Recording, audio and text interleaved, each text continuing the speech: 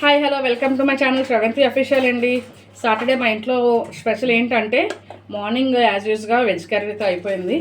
Evening వచ్చేసరికి ఏదో ఒక స్పెషల్ టిఫిన్ ఉండాలి కాబట్టి మా శ్రీవారు అయితే సింపుల్గా అయిపోద్ది, చాలా సింపుల్గా అయిపోద్దని చపాతీ విత్ పన్నీర్ కర్రీ చేయమన్నారు.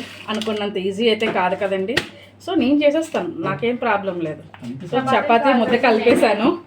వెనకాతలు నాకు రన్నింగ్ కామెంటరీ ఇస్తున్నారండి, మీరేమనుకోకండి. సో మసాలా కోసం అయితే అన్నీ ఫ్రై చేసుకుంటున్నాను.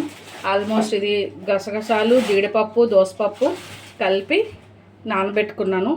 ఇది హోల్ గరం మసాలా అంతా కూడా కొంచెం కొంచెం చిన్న చెక్క, లవంగా, ఇలాచి, ధనియా, జీలకర్ర ఇవి కొంచెం ఆయిల్లో అలా లైట్గా ఫ్రై చేసుకొని చేస్తే చాలా బాగుంటుంది. పన్నీర్ గ్రేవీకి ఉండాలి కదా చపాతీ కర్రీకి.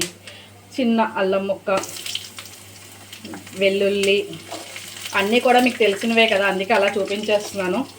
సరదాగా అలా పన్నీర్ కర్రీ చేస్తూ మీతో మాట్లాడదామని వీడియో అయితే స్టార్ట్ చేశానన్నమాట. మీ ఇంట్లో ఏం స్పెషల్స్ నాకు కామెంట్ చేయండి. మా ఇంట్లో అయితే చపాతీ విత్ పన్నీర్ కర్రీ అంతా రెడీ అయ్యి చపాతీ కూడా చేతిలోకి వచ్చాక టేస్ట్ కూడా చేశాక ఎలా ఉందో మీకు చెప్తాను. మీరు చేసుకున్న ఐటమ్స్ ఎలా ఉన్నాయో మీరు తిని నాకు చెప్పండి. Okay, bye.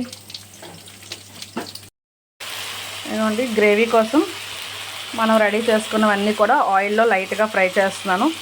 చెప్పాను కదా వాటర్లోని నానబెట్టనని, వాటర్తో సైతంగా ఇలా వేసేయాలి. ఇది కూడా ఫ్రై చేయాలని చపాతీలు చేయడం స్టార్ట్ చేశాను. గ్యాస్ చాలా కష్టంగా ఉందండి. సో కష్టంగా ఉందని వండుకోవడం మానేస్తామా, తప్పదు కదా. సో నా వంట అయితే స్టార్ట్ అయ్యింది. పన్నీర్ కర్రీ కోసం, చపాతీ కోసం ఆల్మోస్ట్ అన్నీ రెడీ చేస్తాను. నేను ఇక్కడ కష్టపడి చపాతీలు చేస్తున్నాను. గ్యాస్ ఎందుకు చపాతీల కోసం వేస్ట్ చేయడం అని ఇండస్ట్రీని స్టార్ట్ చేసామన్నమాట.